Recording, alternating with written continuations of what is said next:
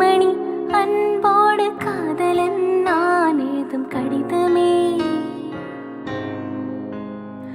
பொன்மணி உன் வீட்டில் சௌக்கியமா, நான் இங்கு சௌக்கியமே.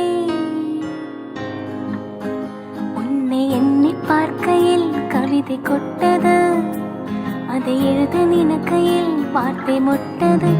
ஓஹோ கண்மணி அன்போடு காதலன் நான் ஏதும் கடிதமே. பொன்மணி உன் வீட்டில் சௌக்கியமா, நான் இங்கு சௌக்கியமே.